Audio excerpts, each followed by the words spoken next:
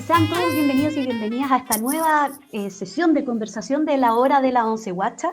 Les recuerdo que nos pueden seguir a través de nuestras redes sociales, en Instagram, en nuestro canal de YouTube y en este Facebook Live, y que pueden dejar además sus comentarios al lado de la publicación para que podamos irlos contestando.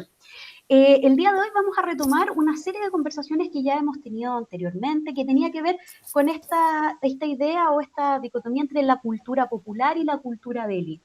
¿Ya? Y hoy en día tenemos un invitado muy especial. Él es Ignacio Achurra, él es director de teatro, actor y docente, fundador de la compañía de teatro callejera La Patriótico Interesante, y además fue presidente del Sindicato de Actores de Chile. Así que bienvenido, Ignacio, a esta sesión de la hora de la once guacha. También nos acompaña, como siempre, en estas sesiones nuestra fundadora y directora de la Fundación Rectángulos de Agua, Sonia Montesino, y también nuestra colaboradora y gestora cultural, Fernanda Castillo. Ya, pues gracias, Alejandra, y bienvenido, Ignacio, a nuestro tecito. Espero que tienes ahí tu tacita. Por supuesto. Oye, saludarla, Sonia, Alejandra, Fernanda, muchas gracias por la invitación. Un gusto compartir esta oncecita guacha con ustedes. Gracias. Oye, Ignacio, yo tengo una duda desde que veíamos este concepto de teatro callejero, ¿ya? Que nos cuentes un poco, o sea, porque no sabemos la historia, digamos, de compañía, pero también un poco pensando que en la UNESCO ya las artes del espectáculo ya forman parte del patrimonio cultural inmaterial, ¿ya? Entonces, y estas artes del espectáculo que en el fondo, claro, no son las establecidas, llamémoslas así, dentro de los teatros, ni que se estudian, ¿no es cierto?, en academias, sino es que es lo que se transmite, y en muchas sociedades, muchas culturas, ¿no?, estas artes del espectáculo tienen mucha fuerza. Entonces me gustaría que un poco reflexionaras sobre eso también y nos dijeras cómo se engancha este teatro callejero, esas artes del espectáculo, o no se engancha, o cuál es la idea de que esto se llame callejero. Mira, una de las grandes dificultades para hablar del teatro callejero es precisamente definir qué es el teatro callejero. El teatro callejero es una suma de prácticas que tienen una tradición que viene más o menos del mismo origen, de los mismos tiempos del origen del teatro tradicional occidental, digamos. Se sitúa por ahí por el siglo V antes de Cristo las primeras expresiones de teatro callejero, que eran pequeños números entre los espectáculos de la tragedia, imitadores, saltimbanqui, juglares que salían a hacer pequeños números. Y luego el teatro callejero en Occidente tiene una evolución que pasa por momentos emblemáticos como el teatro religioso en el siglo de oro español, los autos sacramentales, la ocupación de la ciudad, de los portales de la iglesia, la comedia del arte en el siglo XVI y XVII en Italia, que es un momento clave, y todo lo que se ha de llamar el teatro político, ¿no?, desde finales del siglo XIX, principios del siglo XX, con grandes exponentes como Piscator, Brecht, un teatro además de agitación política vinculado a la Unión Soviética, y luego una serie de prácticas durante el siglo XX, desde la mitad del siglo XX en adelante, que han sido llamadas como teatro callejero, pero es un corpus bastante difícil de definir, claro, porque dentro del teatro callejero cabe efectivamente cuestiones como un juglar, qué sé yo, un mimo en la calle, hasta espectáculos monumentales como puede ser La Pequeña Gigante de la Royal Deluxe, u otros que podríamos debatir si es que son o no teatro callejero, como la Negra Esther del Gran Circo Teatro, ¿no?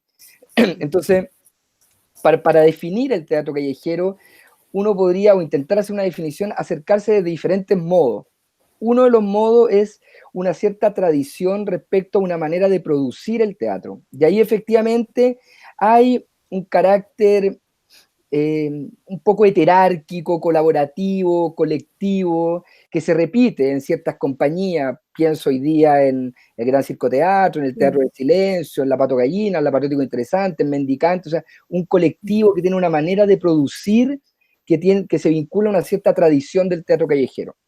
Otro elemento que podría intentar una definición del teatro callejero son los estilos predominantes del teatro callejero, es decir, la línea del teatro tradicional, del teatro de texto, hegemónico, de sala, ha estado vinculado ya hace más de un siglo a un estilo hegemónico que es el realismo psicológico. Y fuera de ese estilo hay un montón de otras maneras de entender el teatro, de otros lenguajes escénicos, entre los que está, qué sé yo, la pantomima, el mimo corporal dramático de Trian de Cruz, el clown, el bufón, la comedia del arte, todo el teatro de máscara, las marionetas, qué sé yo, los zanquistas, bueno, toda esa línea de estilos teatrales también se vinculan a lo que podríamos denominar la tradición del teatro callejero. Pero yo creo que si hay algo que define en su esencia al teatro callejero, es que es un teatro extramuros, que es un teatro que se practica fuera de las salas teatrales, de los edificios destinados a la práctica de las artes escénicas, y por lo tanto asume una cierta posición contrahegemónica, ¿no? Una cierta posición de automarginalidad. Y esa posición de automarginalidad, de algún modo, determina también este ethos un poco constitutivo, rebelde, contrasistémico de los colectivos, y también una manera de entender la calle, ¿no? De relacionarse con el espacio público.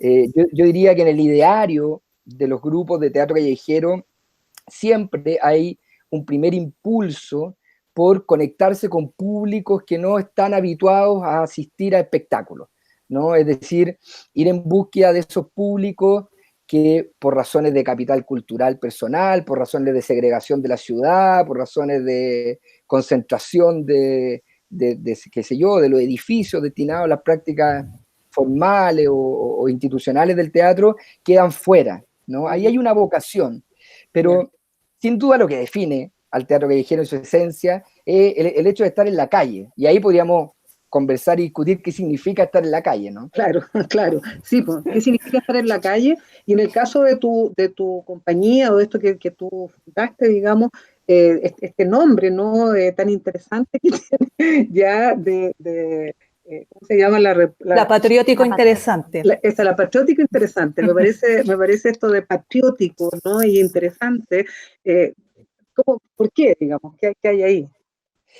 Mira, que la compañía nació en el marco de una movilización estudiantil el año 2002. Yo era estudiante en ese entonces en la Escuela de Teatro de la Universidad de Chile y fui dirigente de una toma, fui vocero de toma, y cuando terminó la movilización, en las tomas se produce algo muy bonito, se produce una microutopía, ¿no? Un espacio en donde se establecen mecanismos de relaciones, uno observa la realidad, el contexto, país, desde un lugar distinto, y se constituye toda una energía y una manera de entender el mundo que muchas veces es lo que le da prolongación a las tomas. Muchas veces que las tomas ya llegaron a un acuerdo y la gente no quiere bajarse de la toma porque no quiere perder ese espacio de comunidad, ¿no? Ese espacio de casi ritual, de convocarse en base a un propósito, a un sentido colectivo común. Entonces, cuando terminó la toma, yo sentía que de alguna manera la educación que yo había tenido en la Escuela de Teatro de la Universidad de Chile era una educación de un teatro que respondía a una cierta lógica que si la ponemos en esta, que un cierto simplismo, ¿no? Pero en esta tensión como popular, élite, tendía más a lo elitario, ¿no? Más que a una cuestión de carácter popular. Entonces, yo tenía algunos acercamientos en mi formación a la comedia del arte, al clown, y convoqué a un grupo de compañeros y compañeras que eran dirigentes del movimiento a armar una compañía de teatro. Y estábamos en ese entonces muy influenciados en términos políticos y estéticos también por lo que habían sido los movimientos revolucionarios latinoamericanos de los años 60, 70 y los movimientos de resistencia a las dictaduras, en donde el concepto de lo patriótico asomaba un poco como la idea de la patria grande, ¿no? El país común, el país colectivo, América, la patria grande, bolivariana, que por cierto hoy día con la irrupción de nuevos paradigmas del feminismo queda bastante en entredicho, ¿no? La idea de patria, pero en ese entonces... Una matria. Una matria, eso es así. Ojo que esto fue hace 18 años, no fue hace 40 por si acaso. Claro. Hay que decir que esto hay que decirlo. Había propuestas de cambiarle el nombre a la compañía dentro del mismo grupo, pero decíamos, ¿cómo vamos a renunciar ya a la historia de manera tan radical? Bueno, lo entretenido de esto es que estaba muy dando vuelta la idea de patria, Pero hay otra tradición que viene de las novilladas, de las corridas de toro, y que adoptó el teatro, particularmente el teatro zarzuelesco, que es adjetivar positivamente lo que tú haces. Entonces, magníficas novilladas, con estupendo vestuario, y esa tradición la tomó el Gran Circo Teatro cuando se refiere a la regia orquesta, ¿no? Entonces, de alguna manera, lo patriótico, que era un poco engrupido, como que se contrastaba con esta idea de lo interesante que le daba como una cosa medio irónica, y la compañía originalmente se llamaba Compañía de Teatro Patriótico Interesante, pero la gente se refería a la compañía La Patriótico. La Patriótica. Finalmente le pusimos La Patriótico Interesante y quedó como con este cambio de género, ¿no? Como La Patriótico Interesante, que hace que tenga un juego extraño. Y bueno, ese es el origen del nombre. Está muy bueno. Que lo hace quizá más interesante, La Patriótico, claro, interesante, ¿no? Claro, un nombre controversial. Claro. Ahora, tú sabías que en ¿cómo que se llama? Durante algunas décadas había una distinción bastante clara, ¿no? Como entre las nociones nacionalista y patriótico, ¿no? El nacionalismo era como un concepto de la derecha que tenía que ver con una valoración de la tradición, de los emblemas, del orden, de la institución jerárquica, la bandera, la bandera, y lo patriótico tenía que ver con esta idea del pueblo soberano, de lo común, de lo colectivo. Pero eso no en todas las latitudes. Entonces nosotros que hemos estado en muchos países girando, nos ha tocado quedar más de alguna vez explicaciones y citar a algunos filósofos que hacen distinciones entre el nacionalismo y lo patriótico, para no quedar como un grupo de extrema derecha. Claro. Oye, Ignacio, y sumándome a todo lo que comentaban con Sonia y lo que comentas tú también ahora en función de cómo nació la compañía. Y hablando un poco también de lo que nos convoca entre este arte popular, arte de élite, y que nosotros con Sonia y con Alejandra lo venimos conversando hace un tiempo, de que quizás en estos momentos sociales, culturales, pandémicos, se acentúan mucho más ciertas diferencias en lo cultural y en lo patrimonial. Entonces te queríamos preguntar cómo ves tú esta dicotomía entre arte popular, arte de élite en el teatro, pero no solamente en el teatro, las artes escénicas como un producto que uno ve en un escenario, en una calle o en un pasacalle, sino que el proceso completo. Porque, bueno, todos sabemos que para llegar a una obra hay que vivir un proceso que es bastante más amplio y más largo que la obra misma. ¿Cómo lo ves tú? ¿Qué nos puedes ayudar o aportar en ese sentido que quizás ahora se hace mucho más difícil, diferente, dicotómico? Eso. Mira, varias cosas. Yo, en primer lugar, creo que el concepto popular tiene varias acepciones y varios usos, ¿no? Es un concepto, por decirlo así, en disputa, porque por un lado, lo popular tiene una cierta circunscripción a una cuestión de clase, ¿no? Es decir, a un cierto sector, alude a un cierto sector sociocultural, socioeconómico. Por lo tanto, uno podría pensar de que las prácticas propias de esos sectores son constitutivas de prácticas populares, y las que vienen de otros sectores más acomodados, con otros capitales sociales, vendrían siendo prácticas de élite, ¿no? Hay otra acepción u otro uso posible que tiene que ver con lo popular, con lo comunitario, con espacios más rituales, como con espacios más híbridos, más sincréticos, qué sé yo, festividades que mezclan lo pagano con lo religioso. Y hay otra acepción que yo creo que es bastante de un uso muy masivo y polémico, por cierto, que es entender lo popular simplemente como algo masivo, ¿no? Como lo pop. O sea, y en ese sentido, efectivamente, Lucho Jara es un cantante popular, ¿no? O la televisión, los programas televisivos también son populares. Por lo tanto, creo que primero hay que tratar de situarse en qué entiende uno por popular.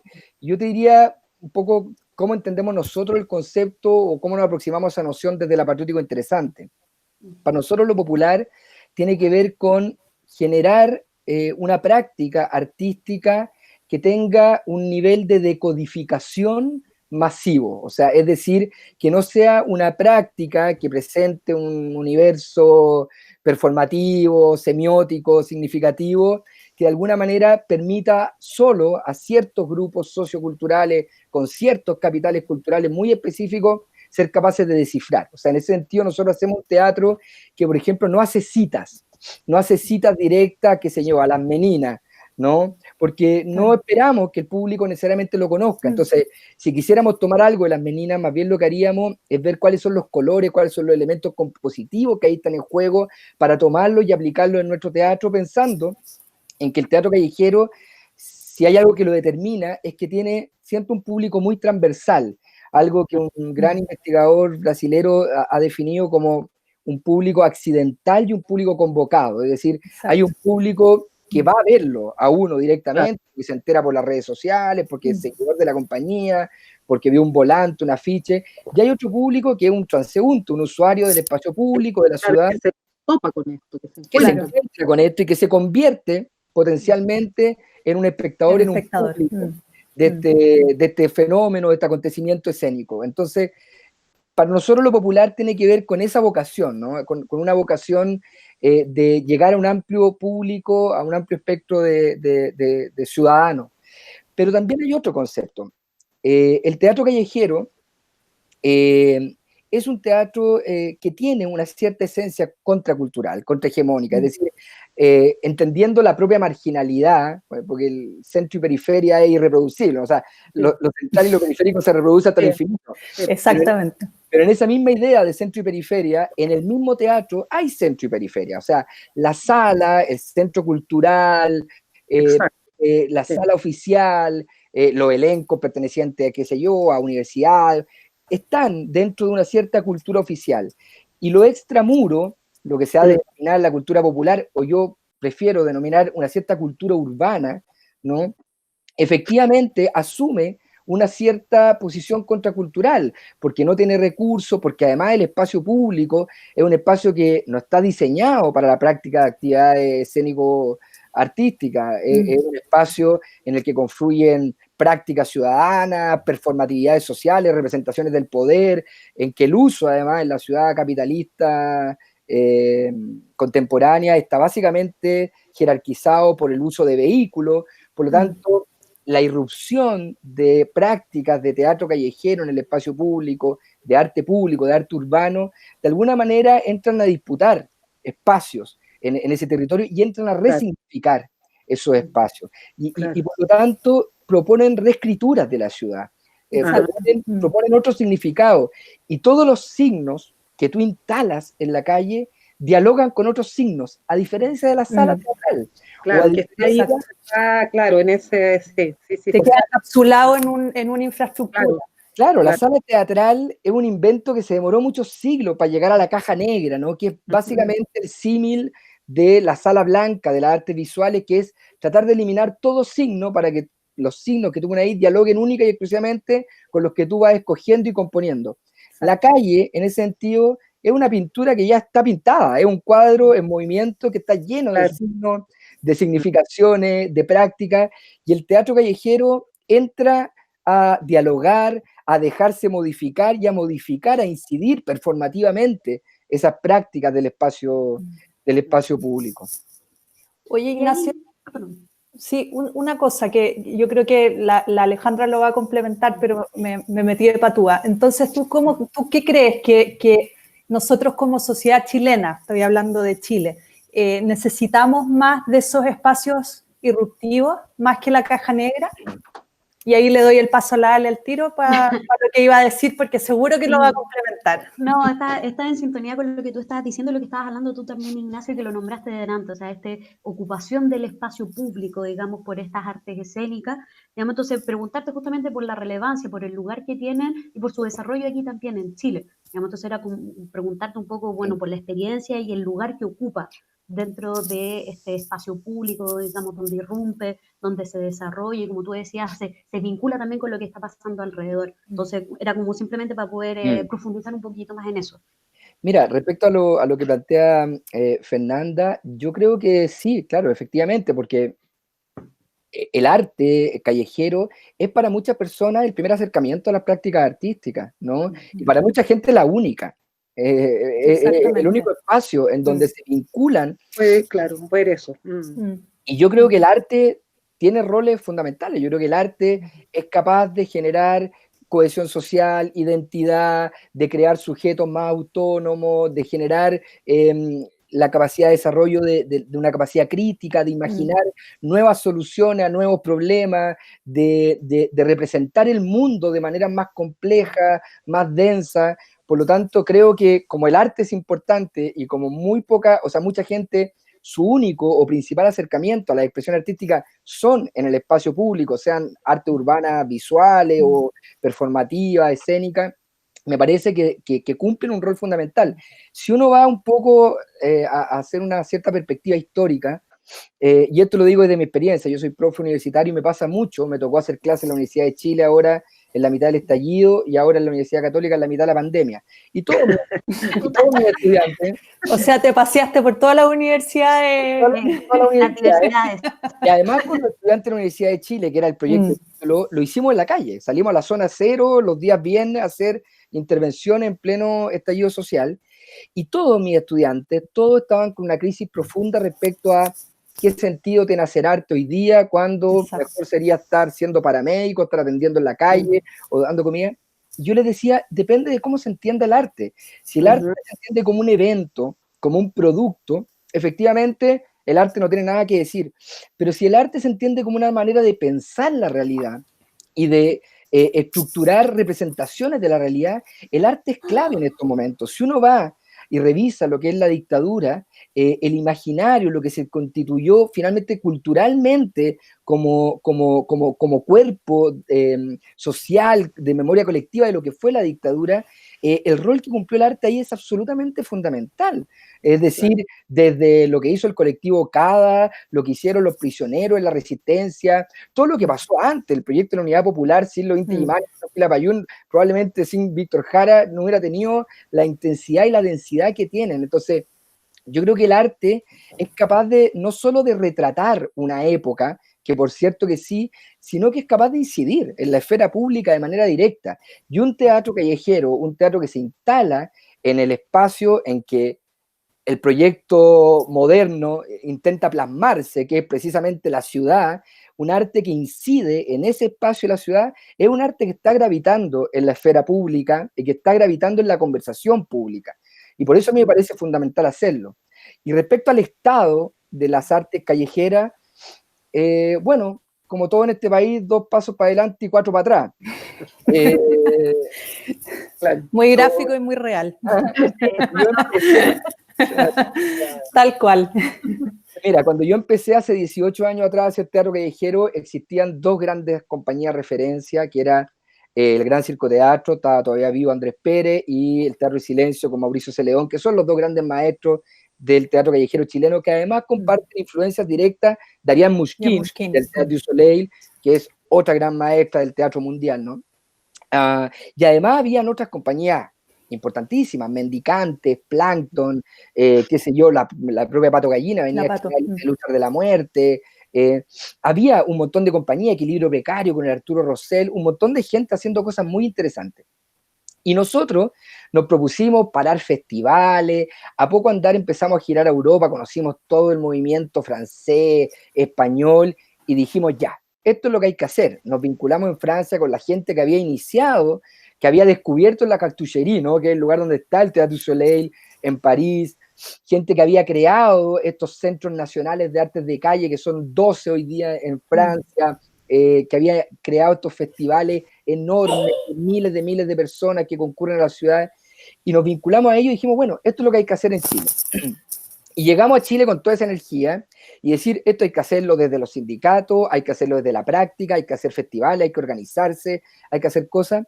Y tuvimos en un momento la sensación de que estábamos avanzando, de que se empezaban a consolidar ciertas cosas, de que se consolidaba una institucionalidad cultural en Chile, de que aparecían ciertos atisbos, de que empezaba a haber un cierto sostén institucional que daba cuenta de un interés del Estado por mantener.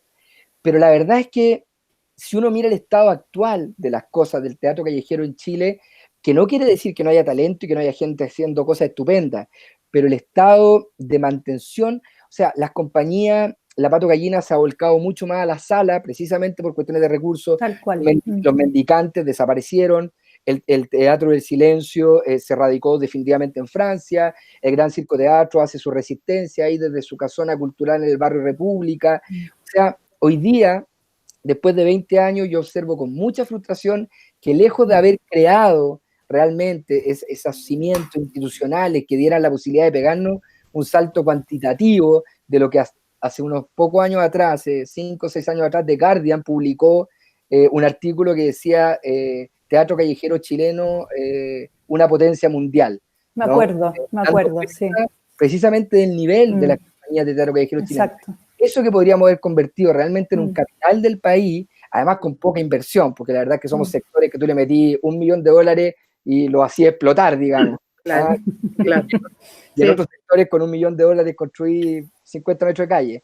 Entonces, la verdad es que yo siento que lamentablemente no hemos dado ese salto cuantitativo que yo esperaba y al que aposté hace 15 o 20 años atrás.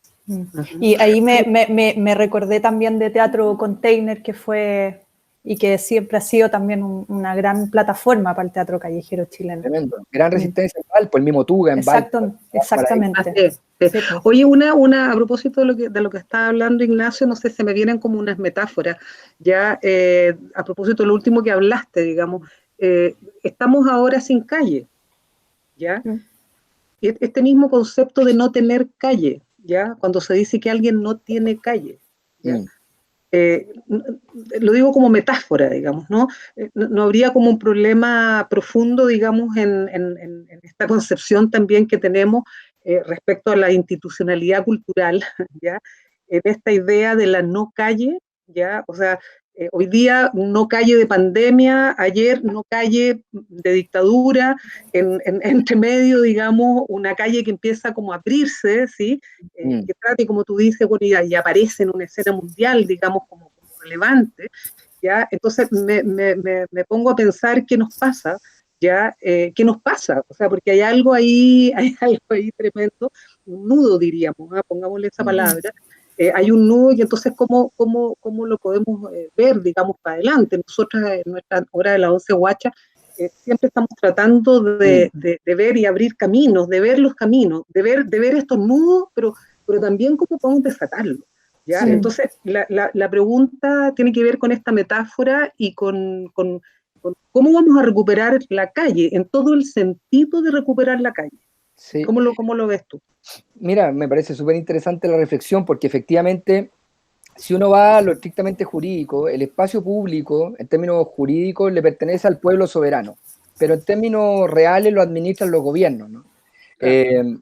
Y el espacio público chileno es un espacio particular, porque efectivamente cuando volvió la dictadura, o sea, cuando termina la dictadura y volvió la democracia a Chile, hubo una cierta clausura del debate público, ¿no? Y no hubo un proceso que hubo en muchos otros lados. Por ejemplo, la Fura del Baus nace precisamente después de la dictadura franquista porque explota la cultura en España, lo que se llamó la movida madrileña, después del cine.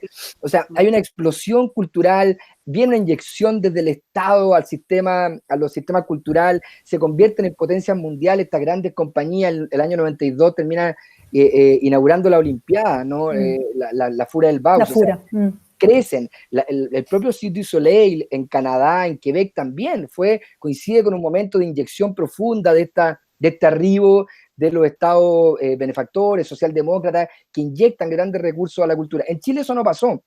En Chile la cultura fue ocupada en este marco representacional por los primeros gobiernos de la Concertación, con estas fiestas culturales, recuperando algunos hitos de la resistencia, como Zurita, Nicanor Parra, pero nunca hubo realmente un incentivo a recuperar esas redes, a potenciar a esas organizaciones culturales de la sociedad civil que pudieran efectivamente dar cuenta de un movimiento que ocupara el espacio público, que irrumpiera, quisiera pensar el espacio público.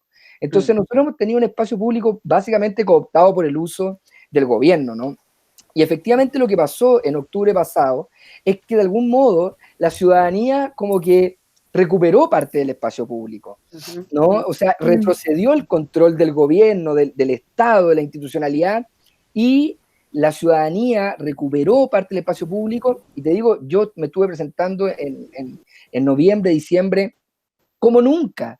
En el frontis del Museo de Bellas Artes subíamos camionetas, descargábamos camiones, mostrábamos cosas, agarramos, no íbamos a la Plaza de Dignidad a mostrar cuestiones que jamás, o sea, nosotros antes llegábamos, acá hay una bandera y te llegaba Seguridad Ciudadana ahí al frente del Museo de Bellas Artes. Sí. Entonces hubo, de alguna manera, un retroceso en la institucionalidad y un avance en la ciudadanía.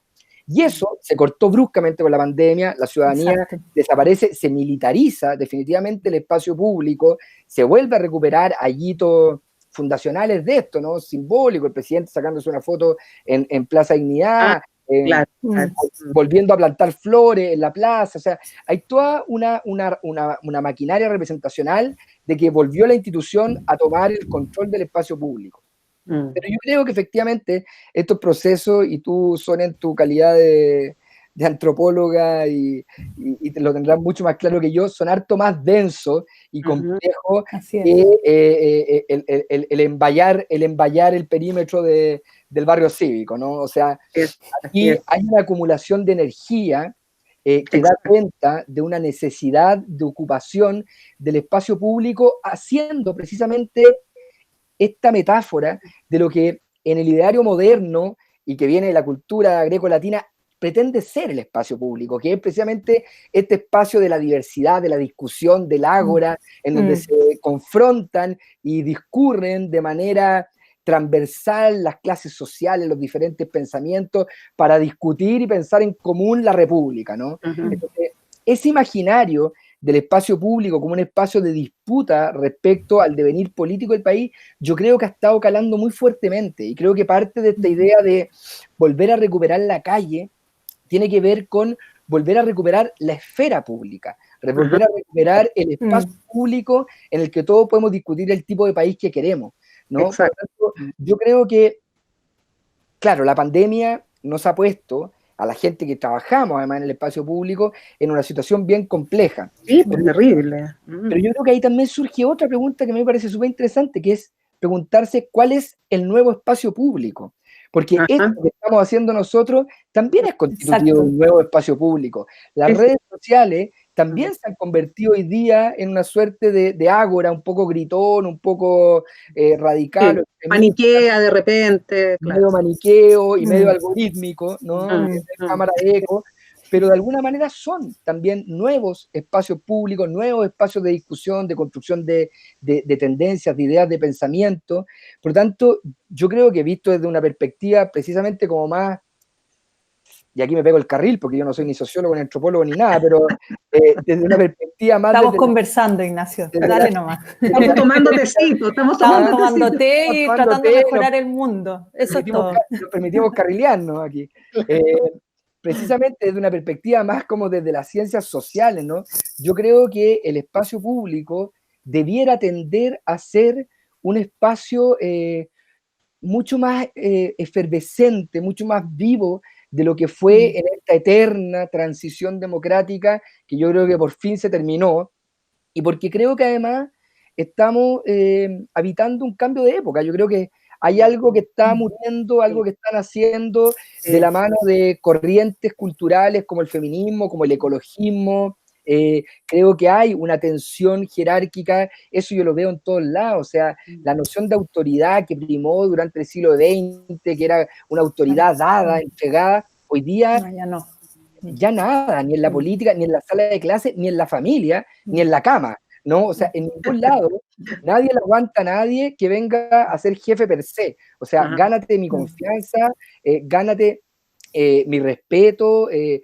Hoy día son espacios de autoridad que se constituyen en torno realmente a un traspaso de poder desde lo colectivo, ¿no? Yo creo que los liderazgos que estamos viendo hoy día son eso, y por eso los liderazgos femeninos han irrumpido tanto en la esfera pública, porque tienen esas formas mucho más transversales y dialogantes de ser que estas figuras más patriarcales de hombres que se lo saben todo, que son elegidos y que tienen respuesta para todo y son expertos en de manera vertical, ¿no? De una manera vertical. Esa manera de operar está acabando, es un fin de época, y está poniendo en crisis a a la democracia representativa, a los sistemas políticos, está poniendo en crisis y todavía a los hombres nos está tratando de hacer entender cómo es la nueva cosa, cómo nos relacionamos, sacándonos todo lo que nos habían enseñado para entender cómo nos vinculamos, como en este nuevo espacio relacional, y creo que eso debiera tender a ser de que el espacio público sea un espacio mucho más libre, más libertario, por lo tanto, las artes escénicas tengan mucho más que decir. Yo creo que en el imaginario final de lo que ha sido todo esto, todas esas actividades performativas que se han dado en el espacio de Plaza Dignidad, las mismas cuestiones que hizo de manera muy performática la Mon Laferte, etcétera, etcétera, las tesis, por cierto, van a ser los grandes hitos culturales de esta época. Ahora, ahí hay una cosa que me parece, yo creo que estamos un poco en el tiempo, se nos está yendo, pero que me quisiera como anudar a algo que en ese sentido me parece súper interesante esta mirada tuya del espacio público, o de este nuevo espacio público donde ya la rebelión del coro, digamos, está, ¿no? O sea, ya el coro no quiere más ser coro, ¿no? Y eso está clarísimo, ¿no? Y entonces esto mismo de tomárselo.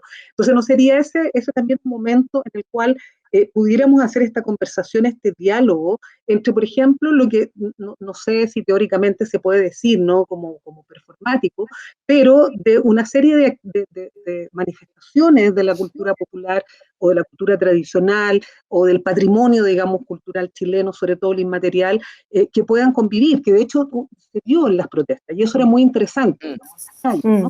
En las calles aparecían, por ejemplo, los culcul mapuche, ¿no? Había una cosa que se iba entreverando. Entonces, ¿no sería este el momento también en que tendríamos para establecer esta conversación pública también de las diversas artes, digamos, que operan en Chile? No sé, yo pienso en tantas cosas maravillosas como los bailes chinos, pienso, digamos,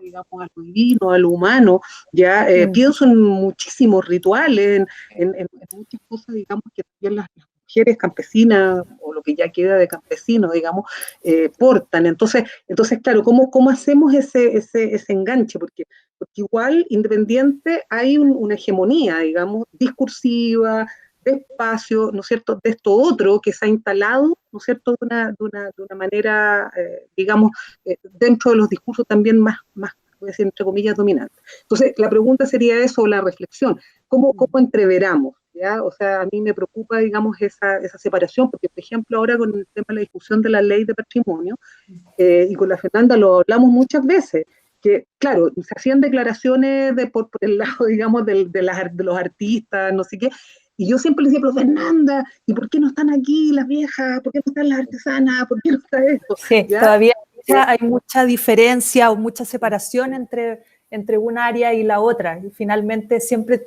debieran de convivir de manera más orgánica, ¿no? Si finalmente somos todos creadores en el fondo, ¿no? Un poco... Sí, yo sumaría esa reflexión, Sonia, y estando absolutamente de acuerdo contigo en el desafío que eso representa, de que este país es un país de clases sociales, y eso no podemos obviarlo, ¿no? Sí. O sea, yo cuando salgo con mis alumnos, estudiantes de la Universidad de Chile, y venimos de la élite académica, por muy que yo lleve 20 años haciendo teatro callejero, y me enfrento a los cómicos de la Plaza de Armas, los cómicos me dicen, no, pues cabrón, yo trabajo acá, la calle, puta, en mi espacio, pues, yo me gano y pueden hacer un show súper clasista, más racista, un poco xenófobo, sí. Pero popular, y ahí uno establece un diálogo, y ahí yo tuve esta controversia y le decía, puta cabro, yo también llevo 20 años trabajando en la calle, ¿cachai? Y vengo con cabros a tener un rollo súper político, y venimos no sé qué, o sea, como compatibilicemos los espacios, pues, o sea, vais tú con una rutina, me tiro yo después, y creo que esa manera más heterárquica, ¿no? Más colaborativa, menos institucional, opera de manera dinámica en la calle, precisamente cuando la institución toma un poco de palco, cuando retrocede un poco. Sí. Yo creo que las personas somos capaces de entender, y si tú revisas un poco la historia y ves lo que fueron el origen del Día del Teatro en Chile, por ejemplo, que fue un carnaval teatral que organizaba el Gran Circo Teatro, estábamos todos, estaban los bailes chinos, estaba la gente de la academia, llegaba la gente de la Universidad Católica a hacer sus performances, llegaban ¿cómo se llama? Los transformistas a hacer sus performances, estaban los cuequeros, la cueca brava, o sea, vivían todos estos espacios estas diferentes culturas, pero hay que reconocer que hay inevitablemente ciertos muros de clase en un país absolutamente estratificado, segregado, que se topan. Y efectivamente, en esta idea de centro y periferia que se reproduce hasta el infinito, si tú vas al teatro callejero, también hay centro y periferia. O sea, efectivamente, la patriótico interesante, que puede ser súper contracultural y súper contrahegemónica en un montón de espacios, en ciertos espacios también es hegemonía. Y también es la que capta fondos, también es la que tiene vínculos con la academia, también es la que tiene un director de ¿cómo se llama?, que trabaja en la televisión y que tiene llegada al poder institucional, etcétera, etcétera. Y también hay marginalidad y hay periferia, y también hay en regiones. Si tú vas a regiones, las capitales regionales también concentran recursos y te vas 2 millas más allá, 2 kilómetros más allá. No hay nada. Realidad. Por lo tanto, yo creo que uno de los grandes desafíos es, por un lado, empujar desde un ámbito más cultural, y en eso la institución tiene que hacer también su pega, ¿no? De provocar, ¿cómo decirlo?, ciertas activaciones, más que llevar esta idea como de llevar cultura, como que no hubiera cultura en los territorios. Como que no hubiera cultura, claro. Y se la llevo desde Santiago a la región, claro, no desde la propia región, en el fondo. La cultura fuera un patrimonio de lo que nos formamos en la universidad y hemos girado por el mundo, no sé qué, y que tenemos que ir a iluminar, ¿no? En una cosa muy ilustrada, ¿no? Muy moderna, ya anterior, ¿no? Como de iluminar a los otros que son carentes de cultura. Nada, la cultura está en todas las comunidades, y lo que debería tratar de hacer el Estado es precisamente de activar, de dar luz, de potenciar esas prácticas culturales para que tengan precisamente la posibilidad de provocar estos contagios positivos, estos roces que van alimentando los imaginarios, la idea, las metodologías, y que permiten que finalmente se vayan desarrollando polos culturales que vinculan lo original, lo territorial, con la influencia exógena que existen en todo ámbito, ¿no? Que son constitutivas además de la cultura popular. Y Ignacio, y nos queda súper poquito, pero no puedo dejar de hacerte esta pregunta, porque no puedo dejar de hacerlo y creemos que es muy atingente también. Nosotros la semana pasada estuvimos conversando con una persona maravillosa, una mujer sabia, Locera de Quinchamalí, y ella nos comentó que ella tiene el reconocimiento Tesoro Humano Vivo, sin embargo se ha sentido absolutamente distante y bastante abandonada, no solo del Estado como tal, sino que como una persona que aporta a la cultura y a las múltiples identidades que tenemos como país. Fue un relato muy, muy preciso y muy profundo y muy bello también darnos cuenta que finalmente estamos reconociendo, estamos diciendo que apoyamos, pero que finalmente el apoyo no llega a las personas que realmente lo necesitan. Entonces, esta pregunta para ti especialmente es con respecto a tu tarea, a tu labor que desarrollaste de manera muy, muy positiva y muy buena anteriormente en el Sindicato de Actores, y saber tu opinión con respecto a lo que está pasando ahora a un sector que, como tú bien decías, aporta mucho a que una sociedad crezca de manera orgánica, de una manera profunda. Sin embargo, hoy están pasando cosas y nos gustaría saber cuál es tu opinión al respecto desde tu sector, desde lo que tú ves, de los directores escénicos, escenógrafos, diseñadores, y bueno, el sinnúmero de personas que conforman esta linda entramado cultural. Sí. Es que, bueno, yo creo que nosotros tenemos un problema. El otro día ocupé una palabra que a un economista le pareció divertida, pero le gustó, un problema modélico, ¿no? Un problema sistémico. Es decir, nosotros hemos habitado un modelo en que hay una extremada valoración por lo productivo, por lo inmediato, por lo eficiente, por lo eficaz, por lo rentable. Y efectivamente las prácticas artísticas y culturales tienen otros niveles de rentabilidad y rentan de otras maneras. Rentan el capital humano, y eso es mucho más líquido, es mucho más intangible, opera de otros modos, ¿no? Y en este paradigma que hemos habitado, efectivamente el arte y las expresiones culturales no han tenido una gran preponderancia, una gran valoración desde el aparato público, digamos, desde el aparato estatal. Y aquí además se da una gran paradoja, y hay que decirlo.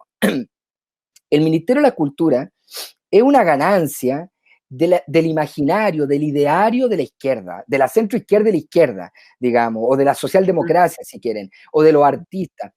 Los ministerios de la cultura no están en el ideario de la derecha. O sea, de hecho, las derechas cuando llegan al poder bajan los ministerios, cosa de ver lo que pasó en Brasil y en Argentina. Brasil, claro, claro. Por lo tanto, aquí se ha dado una gran Esperemos paradoja. que eso no ocurra en nuestro país. Bueno, pero la gran paradoja es que un gobierno de derecha ha tenido que implementar un Ministerio de las Culturas y lo ha hecho efectivamente ocupando los menos recursos posibles, dotándolo de la menos capacidad de articulación y de las menos garras posibles.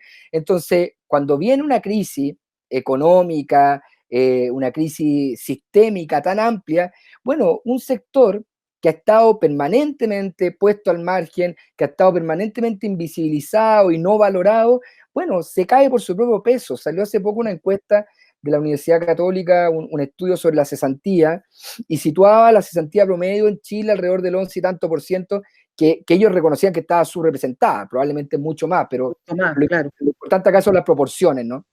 Y luego había dos sectores que eran los dos sectores más golpeados, el sector hotelero gastronómico, por razones obvias, con un 23%, y el sector del arte, el entretenimiento y la cultura con un 21%. O sea, tenemos en términos proporcionales el doble de cesantía del promedio del país, que ya sabemos que debe andar cerca del 40 o 50%. O sea, nosotros tenemos un 80% de cesantía, un 90% de cesantía probablemente. Y obviamente nos encontramos con un sistema de gobierno, con un aparato público que tiene un discurso, como lo tienen todas las áreas, de voluntad de diálogo, pero el diálogo no es solo poner la oreja, el diálogo es dejar permearse y modificar por el mensaje del otro. Y eso es lo que no hemos visto. Lo que hemos visto es una supuesta voluntad de diálogo, pero no una incorporación real de las necesidades, de las demandas, de los diagnósticos del sector. Y por eso que se levantó una organización que es la Coordinadora Intersectorial Cultura en Emergencia, que reúne a muchos gremios, a muchas organizaciones, de la cual yo no soy representante, no quiero vestirme representante de nadie hoy día, soy simplemente un militar.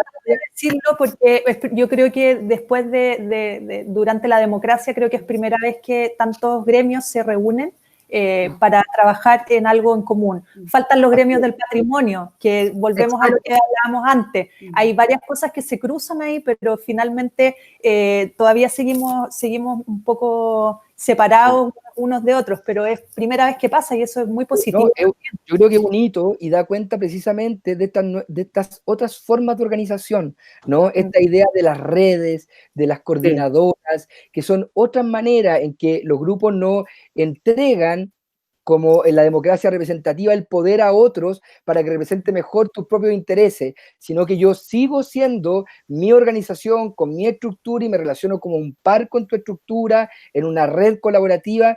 Yo creo que estas nuevas formas de organización dan cuenta de este cambio paradigmático y creo que si el Estado, bueno, yo creo que este gobierno está muerto, yo creo que este gobierno ya se acabó y va a llegar con lo que le quede el vuelito, si es que llega al final de su periodo. Creo que políticamente está absolutamente muerto, por lo tanto, en términos culturales y en términos sectoriales también me parece que hay poco que hacer.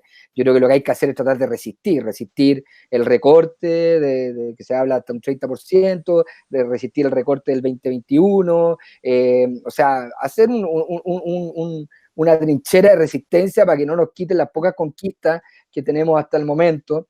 Como sector, y hay que apostar a un próximo gobierno con una nueva constitución para realmente tratar de generar condiciones que den sostén a largo tiempo y que den realmente valor y continuidad al trabajo de prácticas artísticas culturales y, por cierto, a las patrimoniales, que si nosotros estamos mal, claro, me imagino esa persona de Malí, que, o sea, le dieron una medalla, le dieron una cuestión, no sé qué, un diploma, la pusieron un mes en la página web, y después, chao, si te visto no me acuerdo, y probablemente si va al ministerio ni la reciben, o sea. Así, pero lo interesante es que lo mismo que tú dijiste, Ignacio, lo dijo Gabriela. Ella dijo lo mismo. Está en este momento en una situación de resistencia. Entonces, es bonito también escuchar desde los dos ámbitos, porque finalmente podemos juntarnos todos un poco más y tener miradas más comunes. Sí, de dignidad y resistencia, dijo Gabriela. Hay resistencia. Bueno, y la verdad es que si uno fuera es como lo que pasa con el 10% de la AFP, ¿no? O sea, es ganar perdiendo, porque en verdad no es parte de nuestro ideario estar sacando plata de la capitalización individual para sortear una crisis. Es un fracaso del Estado y termina siendo una alternativa. Yo no quisiera estar resistiendo. Yo el año 2020 quisiera estar conquistando nuevos derechos, nuevos espacios, nuevos recursos para el sector. Me parece que nos tocó resistir en dictadura o les tocó a generaciones resistir con mucho dolor y con mucho costo en dictadura. Yo no hubiera esperado que después de algunas décadas de democracia y de auge económico del país, el sector cultural no estuviera resistiendo, sino que estuviera sembrando, cosechando precisamente y estuviera en un momento de auge, de conquista. Pero bueno, es lo que nos toca y efectivamente hoy día hay que resistir y estar ahí en la dignidad que significa seguir haciendo nomás. Así es, así es. Tal cual. Alejandra quería comentar algo. Sí, simplemente como también un poquito a modo de cierre, digamos, para ir complementando esta conversación que hemos tenido hoy día, porque hemos hablado harto del pasado, digamos, de lo que ha sido la historia, cómo se ha desarrollado, del presente, cómo están las cosas en estas organizaciones, etcétera. Entonces, quería preguntarte un poco por el futuro, un poco por los sueños, por los anhelos, tanto como docente, como actor, como artista, pero también como ciudadano, es decir, ¿qué es lo que visualizas que debería ser? ¿Cuáles son tus sueños de lo que, cómo debería ser? ¿Ya? Entonces, si es que podías como profundizar un poquito en ese tema ahí. Sí, mira, yo creo que se vienen años muy difíciles, años de profunda crisis, no solo social, económica, sino que cultural en el país, pero yo creo que uno de los grandes amarres que ha impedido precisamente el vuelo, el desarrollo de muchas de las cuestiones que hacen que esta sea una democracia tan incompleta, ¿no? En términos de organizaciones de la sociedad civil, de los diferentes sectores, de los grupos representados, capaces de incidir en la esfera pública, ha sido precisamente la Constitución. Entonces yo le pongo mucha ficha, le pongo mucha fe al proceso constitucional, creo que va a ser tremendamente complejo, creo que va a ser un proceso doloroso, que no va a ser un proceso ni simpático, ni armónico, creo que va a ser muy crítico, creo que va a terminar de fracturar en mucho sentido al país, pero no imagino otra mejor manera de empezar a sentar las nuevas bases de un nuevo modelo de desarrollo, de un nuevo modelo cultural para el país. Y en eso soy optimista y mi esperanza están puestas y mis sueños, mi expectativa están puestas en ese proceso, ¿no? Yo espero que podamos reescribir las reglas de este país, de que podamos tener efectivamente una democracia activa, una democracia plena, no cooptada por los grandes grupos económicos, no cooptada por los grandes intereses, sino que en la que participen las diferentes voces, en que las diferentes culturas, y a esto me refiero también a las culturas originarias de este país, al mundo de la cultura popular, sean capaces de manifestarse en la visión de país, y creo que eso podría abrir espacio para que, y en esto como a mí me importa mucho, estoy muy vinculado y creo mucho en la política además, para que ojalá un próximo gobierno sea capaz de sentar las bases o profundizar las bases de una institucionalidad cultural que permitan realmente que ciertas expresiones, porque lo que uno lamenta al final es que aquí hay cuestiones que se pierden y ya no se recuperan. O sea, una compañía que como Mendicantes, por ejemplo, que habían hecho una investigación maravillosa de los carnavales nortinos, paganos religiosos, una cuestión enorme, desaparecen por falta de recursos, por falta de... Y eso se pierde, es un patrimonio que queda ahí, pero es una cuestión que se acumuló durante 20 años y ya no se recupera. Y todo lo que hemos perdido, todo lo que hemos dejado pasar, todos los artistas, los cultores que hemos dejado irse, que han terminado haciendo emprendimientos de queque para sobrevivir y abandonado las prácticas artísticas, son una pérdida para el país, para la identidad del país, para la cultura del país. Y yo espero que tengamos una institucionalidad que realmente permita que esas prácticas se mantengan vivas, que crezcan. Y bueno, yo sigo teniendo mis sueños con el teatro callejero. Toda la vida soñé con tener una escuela, un centro de artes de calle, un espacio, por cierto. Pero bueno, como les decía, hemos dado 3 pasos para adelante y 3 para atrás, pero yo espero que llegue un momento en que al menos otras generaciones vengan y que el camino que hemos ido viniendo recorriendo, otros muchos, puedan de alguna manera gozar de cierta sustento para sus prácticas que permitan que efectivamente se desplieguen y crezcan, porque si uno ve realmente los grandes valores patrimoniales en términos artísticos, culturales, qué sé yo, pienso en los Jaivas, los Inti Illimani, no sé qué, son precisamente los grupos que han tenido continuidad en el tiempo, que han podido consolidar, profundizar un lenguaje, una estructura relacional entre ellos que permite un tipo de arte particular, un tipo de estética particular. Entonces, esta idea de grupos que aparecen, que se juntan con un fondo y desaparecen, es todo el tiempo un volver a empezar y no cuajar, no realmente densificar las posibilidades creativas y el talento creativo en este país, que yo creo que si hay algo que abunda y sobra, es talento. O sea, falta apoyo, pero talento y capacidad creativa en este país hay por montones. Es verdad. Tal cual, tú lo has dicho.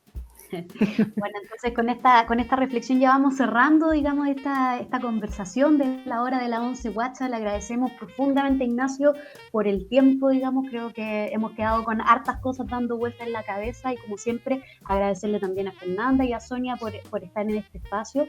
Les recordamos a todos los que nos están viendo, digamos, que nos tienen que seguir por nuestras redes sociales, tenemos canal de YouTube, en Instagram y también en Facebook, y que pueden dejar sus comentarios y se los iremos contestando lo antes posible. Así que muchas gracias y nos vemos en un próximo capítulo de La Hora de la 11 Guacha. Muchas gracias a ustedes por la invitación, Sonia. Gracias, Ignacio. Chao, chao. Gracias. Buenas tardes. Chao. Chao.